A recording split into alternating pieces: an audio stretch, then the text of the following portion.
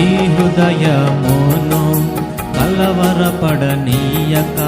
మీ కొరకు నేను స్థలము సిద్ధపరచ మీ హృదయమును కలవరపడనీయక మీ కొరకు నేను